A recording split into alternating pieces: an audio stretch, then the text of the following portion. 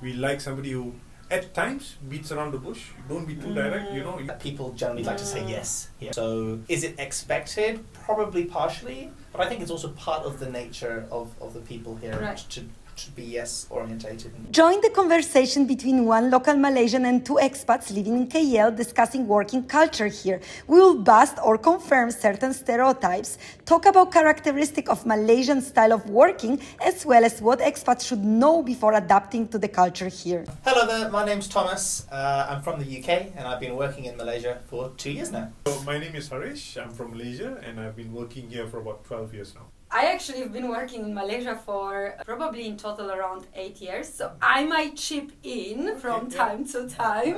And I'm originally from Poland. I'm excited for this conversation because you will probably bring very different perspective on Malaysian working culture. So Thomas, you've been working with a Malaysian client. That's right. And your boss is Malaysian. Absolutely. And you, Harish, have been working always in Malaysia, Correct. but for the regional roles and regional teams. Correct. So my current organization is based out of Sri Lanka. Okay. So my team here, we support the Southeast Asian market, a bit of Australia, a bit of New Zealand, Fiji, and so on. All right. Yeah, correct. Awesome. Yeah. So what do you guys do? I'm a machine learning engineer, so I work in tech. I work for a startup, so my role often expands outside of tech and coding. I think you are in a very good space currently. I think your job is safe for the next decades. I'm with customer success for a bot automation company. So my day-to-day is basically managing the clients, account management, a bit of onboarding as well. Let's kick it off with like a very simple context setting. When you think of the Malaysian working culture, what is the first thing that comes to your mind? There's one word that comes to my mind. Yeah, that's perfect. Relaxed. That's the stereotype, right? I was going to say that, but I was thinking, should I say that? It is. I used to work for a Singaporean company for about 2.5 years. So if you ask me to compare Malaysia and Singapore, that's the exact word. It's a bit more relaxed here, a bit more casual, but we still get the job done at the end of the day. Yeah. What does it really mean in the working context? Can you give the same example and then different approach? In terms of situation-wise? Right.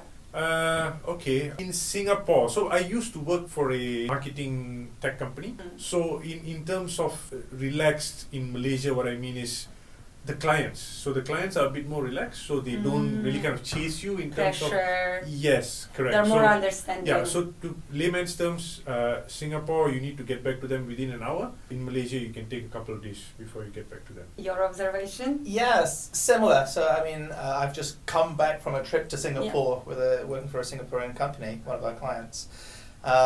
Meeting with them, they're very focused on numbers. You've got to reply within a certain number of hours, and you've got to achieve X amount of KPIs, you've got to do so and so. So they're very sort of metric orientated. Right. Whereas for me, I find in Malaysia, it's more perhaps feeling based. So how does that, how do we feel about this problem rather than sort of quantifying it with numbers?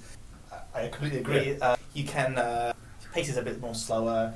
The number of follow-up meetings we have with our Malaysian clients is perhaps a little less than the ones we have with Singapore. Like SLA is just a number on a paper. That's It's not it's a suggestion. It's a suggestion. It's a suggestion rather than a hard really target. Correct. I find that really nice because it just provides flexibility. Exactly. And I think people are people, right? Things come up, things happen. And having that flexibility is I think is a good thing to have. A nice thing to. In Malaysia, the way to get something done or to get a project through is you develop that relationship with the person, you have lunch with them, you spend time with them, you get through them through food, right? Or you do it through developing relationships through time. Whereas abroad, Singapore, so on, it's perhaps more transactional. It's more results orientated. There is that notion that Malaysians are very polite, very kind, and very soft spoken. And putting them against the foreigners, there's that stereotype about the foreigners, especially from the West, that they are more intense, more direct, more strict, and more outspoken. Yeah. Is it true? Do you have any situations that you saw it as a clash? Yeah, so for me, that exact experience, I've dealt with clients from, now again, not putting this against any other countries. So majority of okay, let's take my current job. I've been dealing with Malaysians, but we do have clients from Philippines, Thailand, Indonesia, and so on. Philippines and Thailand are a bit more direct. You know, they don't really want to build that relationship like what Thomas was personal. mentioning. Yes, correct. To me, you're my vendor. Just get the job done. You know, yeah, this is what you're supposed to deliver. Deliver this within this time and you're done. But in Malaysia, it's a bit more different. Like for example, when I go for meetings, because most of my clients are corporate clients, public listed companies, there's always food there. Yeah. And the first 5 to 10 minutes is chit chat, and then you go into the meeting, and it's very casual. After the meeting, the next 5 to 10 minutes again is chit chat. So you get to know them to a personal level. And break that ice, right? Yes, and break build that the ice. trust. Yes, exactly. Foreign clients, especially, I never really had that feeling. It could be because it's all through virtual connection. Right. I've never really flown out. You couldn't makan together. Yeah, we couldn't makan together. So I couldn't really impose my culture to that. That could be the reason, but I don't know. This is just, again, based on my experience. I think my boss is perhaps a bit more, they studied overseas and they've spent a lot of experience overseas, so I think they've got quite a bit of that overseas exposure and influence. But again, thinking about working with project managers in companies who are Malaysian, there's one example where I went to the wrong facility. There was a meeting, there was a mistake on the location, and I went to the wrong place. Now, ordinarily, you know, I would have been quite stressed out about this. Yeah. That's quite a bit of a big mistake to make. And was sort of, you know, I was thinking, right, I've got to do the right thing. I've got to phone them and tell them, hey, this is what's happened. Yeah. And so picked up the phone, and it was just that, okay, you know, don't worry about it. We'll just schedule it next week. Yeah. Stay safe. Yeah. That's fine. Make sure you get back to your office safely.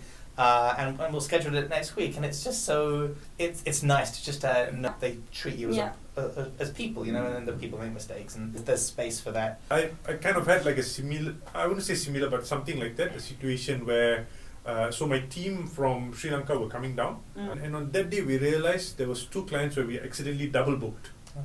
And these clients, when you want to book, because these are corporate, you need to book their time 3 to 4 weeks in advance. Yeah. And some of them were working in different offices, so they were all coming to one office to meet us. I had to make that hard call and say that, oh, I'm so sorry, we double booked, because we had to kind of focus on the other client. Like, completely no fine. problem. They said, no worries, it's okay, we can do it another time, just let us know when you're I think it's that human approach, right? Yes, which I personally really adore. I think Malaysian overall approach to things is finding the balance in life. Yeah. So work is not everything. There are some cultures that prioritize work completely. And I think for Malaysians, it's finding that balance, right? And one of the examples is, because the makan already popped up a few times in this conversation, are the lunch breaks. Yeah. So I think that was like my first, I wouldn't call it a culture shock, but like observation that when I used to still work in Europe, lunch was obviously like it's given for you, right? You're gonna have that lunch break. But you're gonna every day see if you're gonna have time or not. Are you gonna eat at the desk or you're gonna skip it? It's like very, I mean, I wouldn't say it's a standard, but if you are very busy, you're just gonna munch while working or in the meeting.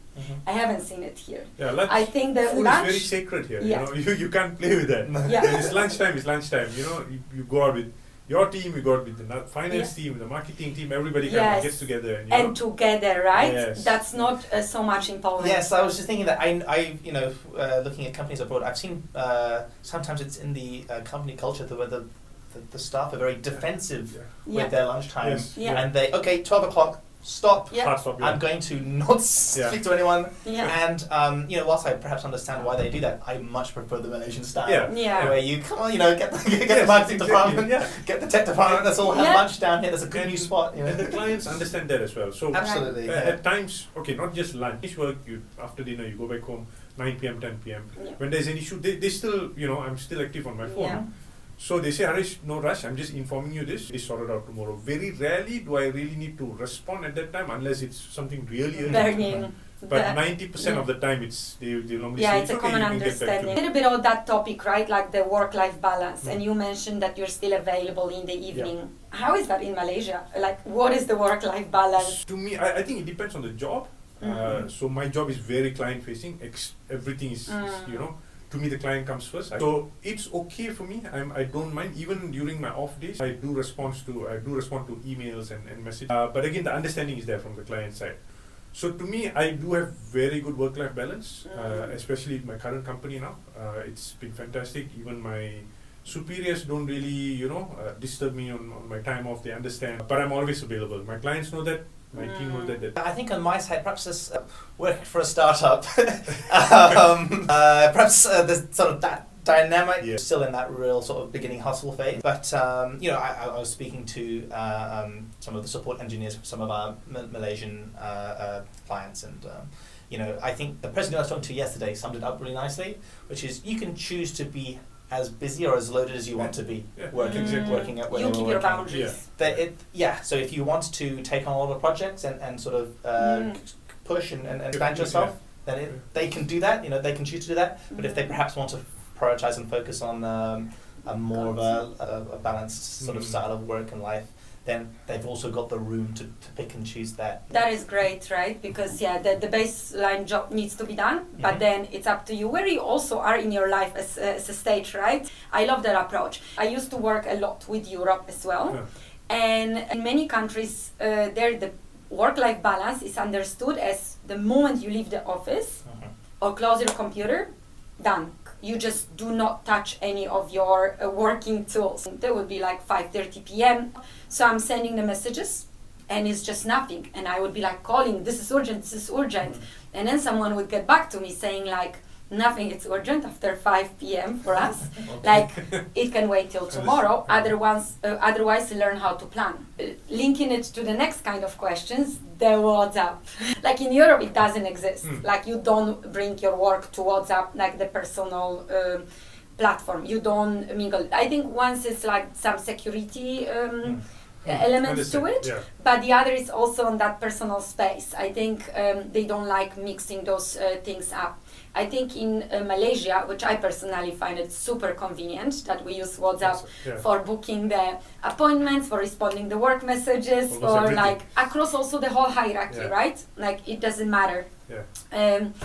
But it does become 24 hours. My work is revolved around WhatsApp. I think that again comes back to the first part of today, where in Malaysia it's all about building that relation, and it's very personal, because you have my personal number, you can contact me anytime. Of course, no issue gets resolved in WhatsApp, and again with my job being very client facing, it's nurturing the client to ensure don't worry, everything will be fine. Work is being done. And I'm here for you. I'm here for you, So that's the whole purpose of why I in Malaysia especially we use WhatsApp to communicate.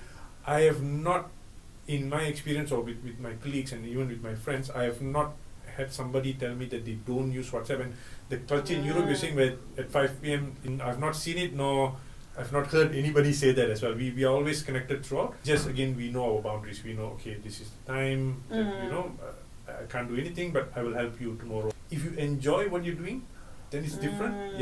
If you really enjoy what you're doing, then you won't mind. You will know how to set your boundaries. I think sort of the relaxed nature of working in Malaysia can be a double-edged sword.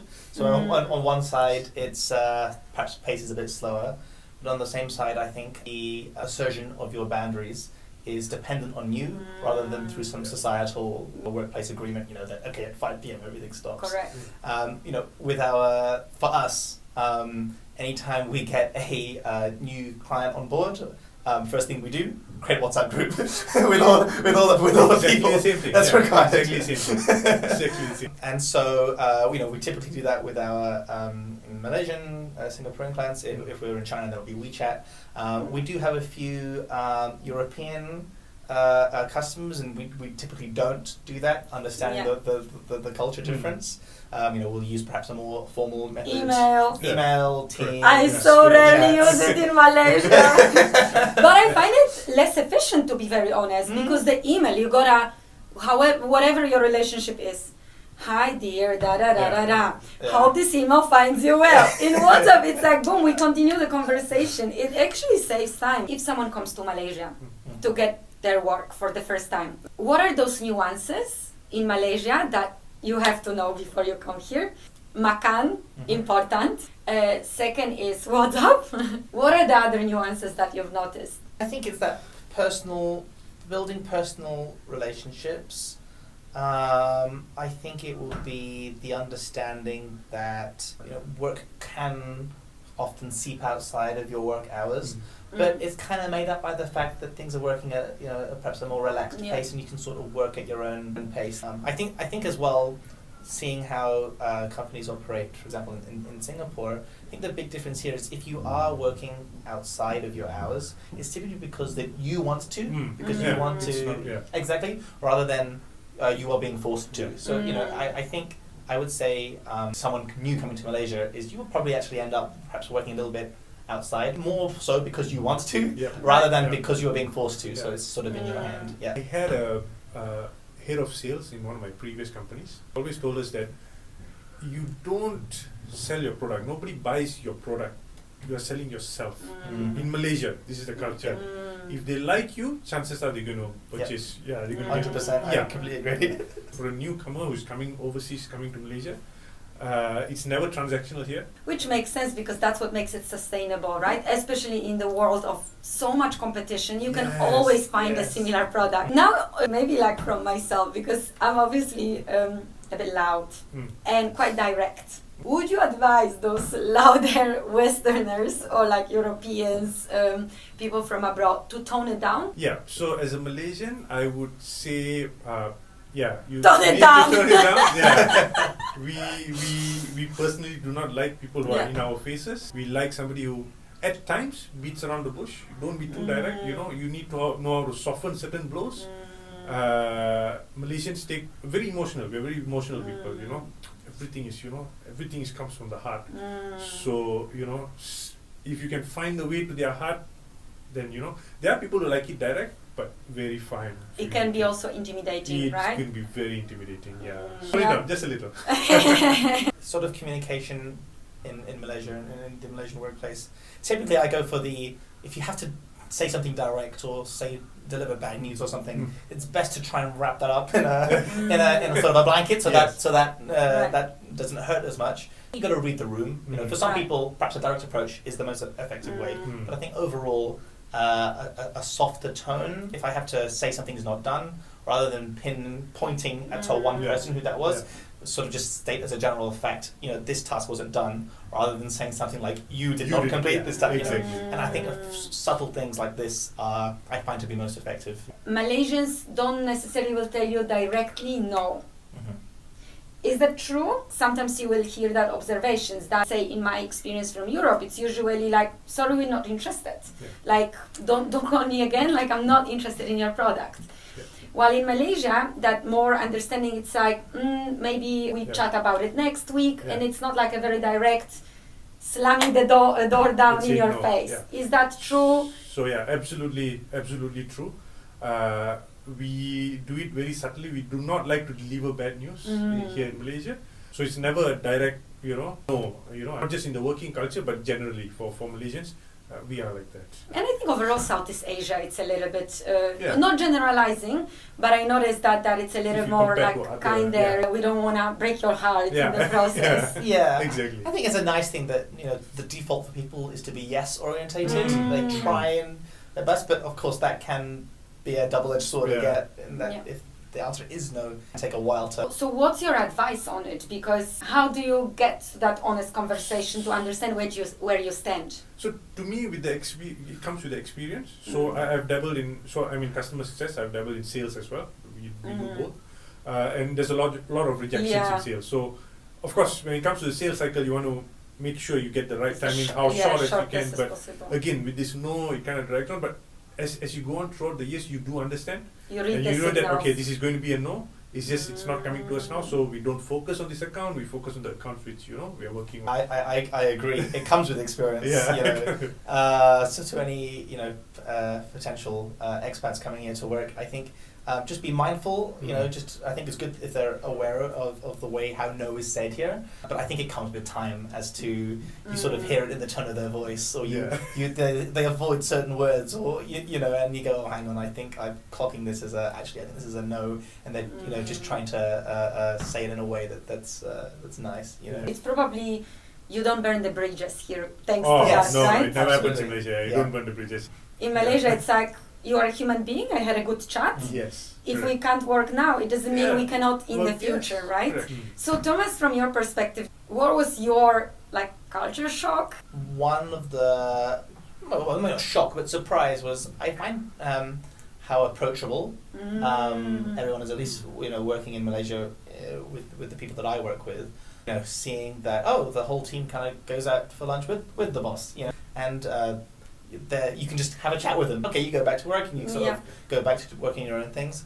I think that was one of the surprises. It's a good one. Yeah. It's a good one because I also noticed that again, like comparing to that non-Southeast Asian experience for me, in Europe it's a lot of like no-nos. You cannot ask really about your family.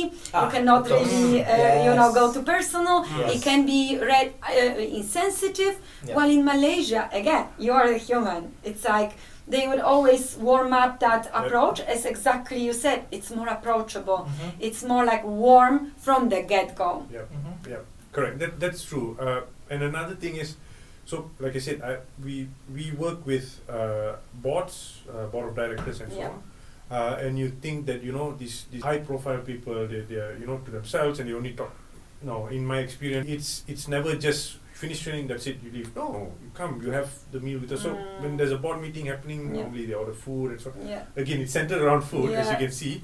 So they invite you, sit with us, 15-20 minutes, we chat, and it gets personal. It can be about anything, it can be about yourself, can be about the football team you support. That's good. So I really like it. Same, I really same, like it. same. I think people have a natural curiosity for everyone else here. I think it comes from the fact that there's so many cultures here. Yeah. Correct.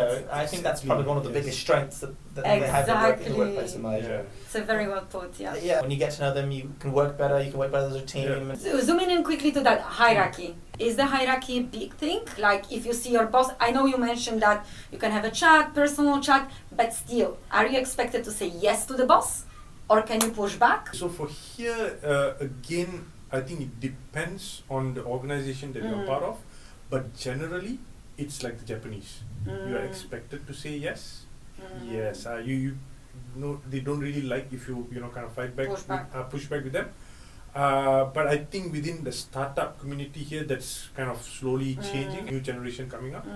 But the older generation who are high levels in corporate companies, you are expected to kind of as a respect. Yeah, you have to say, although it's something really impossible, you have to find a way to kind of get it done. Interesting. Yeah, I think, again, working for a startup, we actually have quite a range of people working in our company from different ages. Something that I do see is perhaps the younger engineers are perhaps a bit more pushy when they comes back, and those who are a bit older probably comes down to experience. And I'm sure it's everywhere, really, right? The Gen Z is coming strong. I mean, you are the Gen Z. I try and disguise myself as being older. I think it goes back to that. People generally like to say yes. So is it expected? Probably partially, but I think it's also part of the nature of the people here to be yes orientated. If you could pick up one thing that stays in a Malaysian working culture, one thing you remove, what would it be? That's a good question. How do I remove from the working culture here? Yeah, that one's the tricky one. That's the tricky one, yeah. Or maybe you wish it changed, or it improved, or it worked a little bit different, or make it slightly easier for you. So I like the relationship building part. I hope that kind of that culture remains, and I hope it spreads to other countries within the region as well. What I would remove is sometimes it's a bit too relaxed. You want to get things done, but then the client doesn't have that same enthusiasm, fire to get it sorted, because you have KPIs to hit as well. Maybe if they can balance it, and make Fridays like a pre-Saturday or something. Friday is still a working day. I understand maybe after 3 you can kind of chill a bit, but before that. I mean, you gotta run before that traffic. And if it rains, come on. Well, I'll start off with what to keep. To keep 100% the makan part. Yes! I love food, so all workplace cultures should include that sort of communal. Remove, or maybe change. I'll say maybe not to remove, but to add. I think, but I'll sort of reframe it this way. I think it would be, what I'd like to see is when things do get busy, or when things do need a quicker response, that thinking of specific clients here, that they do recognize when things perhaps need to be a bit more pushy, and but also be able to understand that, hey, I'm not trying to push here because I have a personal thing, or because I'm trying to be difficult. Yeah. It's because I need to know an answer. So I think I would like to add perhaps that just elevated urgency, that elevated awareness that, hey, sometimes things do need to move a bit quicker, but that's okay. I don't expect it to be like this all the time. Understand that when things are a bit more relaxed, we can go back to that relaxed mode. Case by cases. Sort of a case by case, case by case sort of understanding. Any final advice, tips, observations, insights, thoughts to share? Yeah, so for anyone who is willing to come to Malaysia and work, we are more than open. That is very true. Once you're here, you would not feel like going anywhere else, trust me. I've been 10 and I'm not going anywhere. There you go. This brings in an interesting point. When I was a bit younger, I used to want to go and live and work outside of Malaysia, in Singapore, in Europe.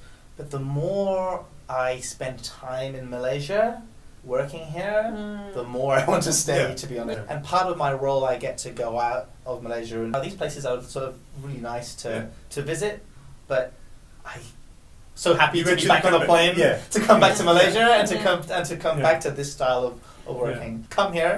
I think once you're here, you'll understand. You will want to go back. Absolutely. I think Malaysia, in every single aspect, it's a bit hidden gem. The key here is again, this is from school.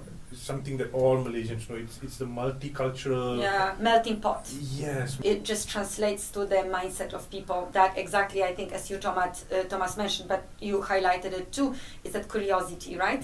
Because for Malaysians, that differences are the default in a beautiful way. Yeah. That curiosity is just engraved in everyone here, which creates that beautiful working culture and open-mindedness. Very well put. Awesome, thank you guys so much. Really appreciate it. Thank you.